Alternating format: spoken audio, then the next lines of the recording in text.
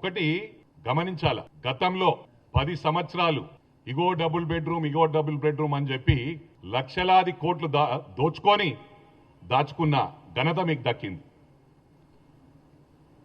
ఇలా మా ప్రభుత్వం వచ్చినాక ఒక యూనిఫామ్ వేలో, సిస్టమేటిక్ వేలో ప్రతి గ్రామంలో కూడా ఇందిరమ్మ ఇల్లు ఇవ్వడం జరిగింది. ఓన్లీ మా ఉమ్మడి మెదక్ జిల్లా తీసుకుంటే 33,000 ఇందిరమ్మ ఇల్లు ఇచ్చినాం.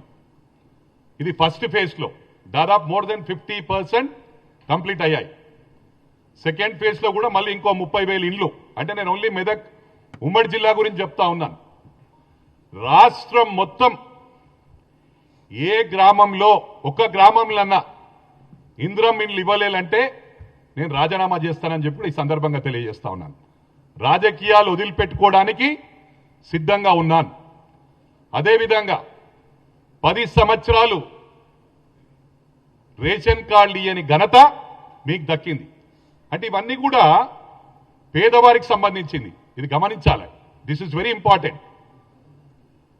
వీళ్ళు ఏమనుకుంటున్నారంటే మేమేం మాట్లాడినా చెల్లుతుందని. నేను ఒకటే కాంగ్రెస్ క్యాడర్ విజ్ఞప్తి చేస్తా ఉన్నా,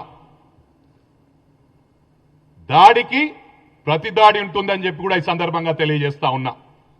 ఇక ముందు మా గౌరవ ముఖ్యమంత్రి గారు చెప్పినా కూడా కాంగ్రెస్ క్యాడర్, ఎందుకంటే దాదాపు 50% 2.5 years అయిపోయింది. అంటే మాది మీరు గమనిస్తా ఉన్నారు, మా ఓపిక అది నశించిపోయింది. ఇక మొత్తము సినిమా చూపిస్తామని చెప్పి కూడా ఈ సందర్భంగా తెలియజేస్తా ఉన్నా. వాస్తవాలు మాట్లాడుకుందాం. ప్రతి గ్రామంలో రేషన్ కార్డులు ఇచ్చిన ఘనత కూడా మాకు దక్కింది. మల్కాజ్గిరి నియోజకవర్గంలో దాదాపు 15,000 రేషన్ కార్డులు ఇచ్చిన ఘనత మా కాంగ్రెస్ ప్రభుత్వానికి, మా గౌరవ ముఖ్యమంత్రి గారికి దక్కిందని చెప్పి ఈ సందర్భంగా తెలియజేస్తా ఉన్నా. అంటే ఒకటి గమనించాలి, మేమేది కూడా యూనిఫామ్ వేలో చేస్తా ఉన్నాం. మీరు దళిత బంధు ఇచ్చినామన్నారు, బీసీ బంధు ఇచ్చినామన్నారు, అదేవిధంగా మైనారిటీ బంధు ఇచ్చినామన్నారు, క్రిస్టియన్ బంధు ఇచ్చినారన్నారు. నేను 200% ప్రూవ్ చేస్తాను. ఏదో ఒక గ్రామంలో ఇచ్చిండ్రు 100, ఒక నియోజకవర్గానికి 100 దళిత బంధులు. అంటే ఒక్క నియోజకవర్గంలో దాదాపు 200 గ్రామాలు ఉంటాయి. అంటే ఊరికి ఒక్కటాన్ని ఇచ్చిండ్రా మీరు? మేము ఆ విధంగా కాదు. మా మెదక్ నియోజకవర్గం తీసుకుంటేనే ప్రతి గ్రామంలో సీసీ రోడ్లు వేసినాం మా ప్రభుత్వం వచ్చిన తర్వాత. గత 10 సంవత్సరాల్లో తాండాలలో రోడ్లు లేవు. రోడ్లు వేసిన పాపాన బోలే, డబుల్ బెడ్రూమ్లు ఇచ్చిన పాపాన బోలే, రేషన్ కార్డులు ఇచ్చిన పాపాన బోలే. ఇక మొక్కుబడికి దళిత బంధు ఇచ్చినామంటారు. మేము ప్రతి గ్రామంలో కూడా పెద్ద గ్రామాలుంటే 40 లక్షల సీసీ రోడ్లు వేసినాం. చిన్న గ్రామాలు ఒక 200-300 జనాభా ఉంటే 20 లక్షల సీసీ రోడ్లు వేసినాం. కొన్ని గ్రామాల్లో ₹1 కోటి వేసినాం. ప్రతి గ్రామంలో, ఒక గ్రామంలో 50 ఇండ్లు ఇందిరమ్మ ఇల్లు ఇస్తే ఒక చిన్న గ్రామంలో 15 ఇచ్చినాం. తాండాలలో 15 ఇండ్లు ఇచ్చినాం. That is Congress.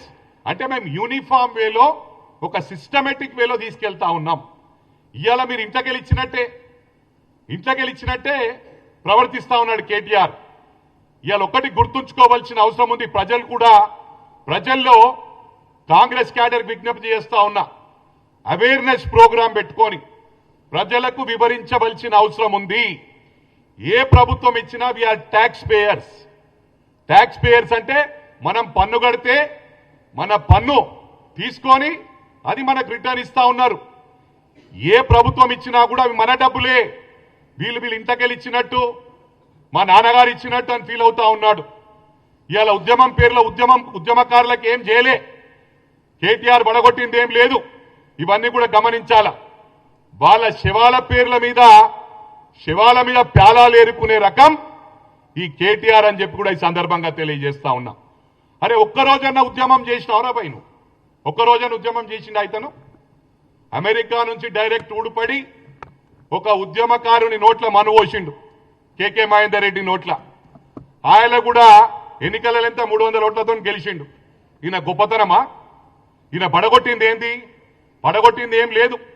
Only phone tapping చేసుడు, లేకపోతే మొత్తం సెలబ్రిటీస్ ను మొత్తం వాళ్ళ జీవితాలు నాశనం చేసుడు, ఎన్నో కుటుంబాలు నాశనం చేసిండు. అంటే ఓన్లీ సెలబ్రిటీస్ గురించి చెప్తా ఉన్నా. మొన్న కొందరు సిరిసిల్ల వాళ్ళు చెప్తున్నారు, అన్నా వాళ్ళే కాదు చాలా మంది జీవితాలు పాడు చేసిన ఘనత కేటీఆర్ దక్కిందని. నీ చరిత్ర అదే రాబాయి.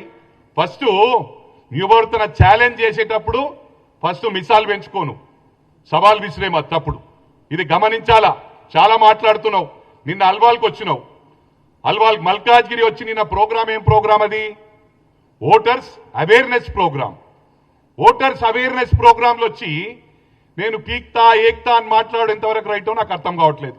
ఏం పీక్తావు నువ్వు? అల్వాల్ వచ్చి ఉంటా అంటున్నావు, సిరిసిల్లకు నాకు రారాదా? అరే నేను గుండాయిజం అంటున్నావురా. గుండాయిజం చేసింది ఎవరు? ఒక బ్రాహ్మణ్ కుటుంబాన్ని, అడ్వకేట్ కుటుంబాన్ని మిట్ట మధ్యాహ్నం మంత్రినిలా నరికి చంపిన ఘనత నీ పార్టీకి దక్కింది. నువ్వు ఇలా మాట్లాడుతా ఉన్నావు. దళితులను ఉష్క మాఫియా చేసినవరా భయ్. 1000 కోట్ల రూపాయలు ఓన్లీ సిరిసిల్లాల నేరేలా సంపాదించడం అని చెప్పి నేను ఛాలెంజ్ ఇస్తుతా ఉన్నా. ప్రూవ్ చేయి. 8 మంది దళితులను వాళ్ళని సంసారానికి వాడికి పనికి రాకుండా 3rd డిగ్రీ ఇప్పించిన ఘనత నీకు దక్కిందిరా భయ్. టోటల్ పోలీస్ డిపార్ట్మెంట్ ను మిస్యూజ్ చేసిన ఘనత నీది. మరి అదే విధంగా ప్రవాళిక కేసు, ఆ రోజు అమ్మాయి సూసైడ్ చేసుకొని చనిపోయింది. గ్రూప్ 2 ఎగ్జామ్ పోస్ట్పోన్ అయినందుకు ఆయన వాళ్ళ బ్రదర్ క్లియర్ గా స్టేట్మెంట్ ఇవ్వడం జరిగింది. గ్రూప్ 2 పోస్ట్పోన్ కావటం వలన అమ్మాయి డిప్రెషన్లోకి పోయి సూసైడ్ చేసుకుందని.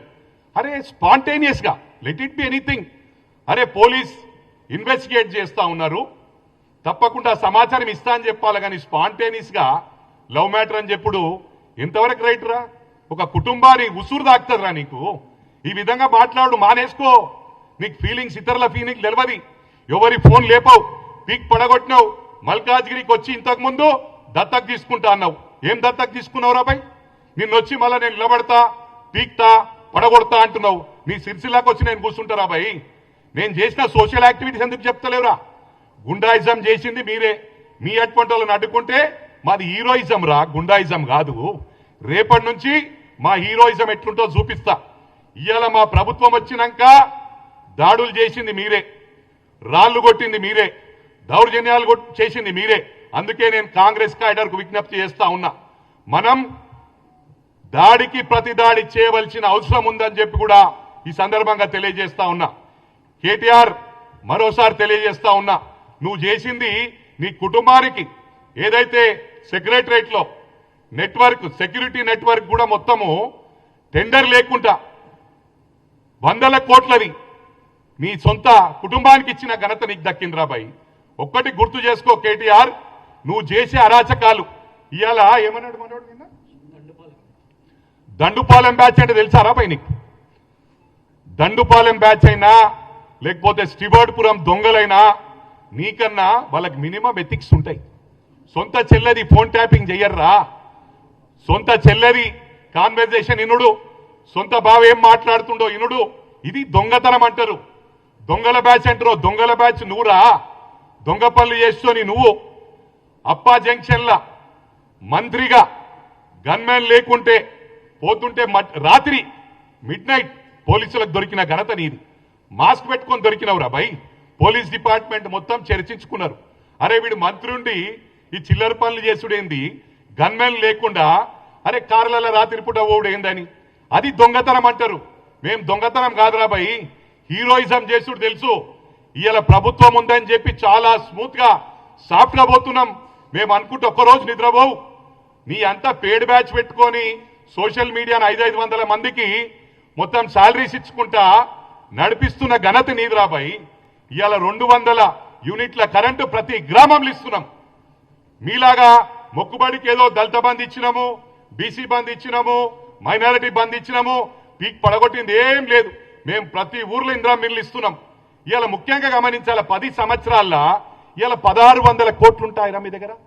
1000 కోట్లు, లక్షల కోట్లు మీ దగ్గర ఉన్నాయి. 1600 కోట్లు మీ పార్టీ ఫండ్. అరే రాహుల్ గాంధీ గురించి మాట్లాడడానికి సిగ్గులేదురా నీకు? ఎందుకు మాట్లాడతావురా? వాళ్ళ చరిత్ర ఉందిరా. ఇండిపెండెన్స్ రానప్పుడు వాళ్ళు ఉద్యమానికి, ఆయన మన స్వాతంత్రం రావడానికి ఫండింగ్ చేసింది వాళ్ళ ముత్తాత జవహర్లాల్ నెహ్రూ గారు. వారికి ఒక ఘనత ఉంది. స్టిల్ ఆన్ టుడే ఒక ఎకానమీ ఫ్లైట్లా ట్రావెల్ చేస్తాడు రాహుల్ గాంధీ. ప్రియాంక గాంధీ ఒక డబుల్ బెడ్రూమ్ ఫ్లాట్లా ఢిల్లీలో ఉంటది. అది వాళ్ళ చరిత్ర. నీకేమో సొంత విమానాలు కొనుక్కొని తిరగబడితీవి నువ్వు. అమెరికాల 100 ఎకరాలు, కెనడాల 1000 ఎకరాలు, బయట రాష్ట్రాలలో బయట దేశాలలో మొత్తం ప్రాపర్టీస్ ఉన్నాయి.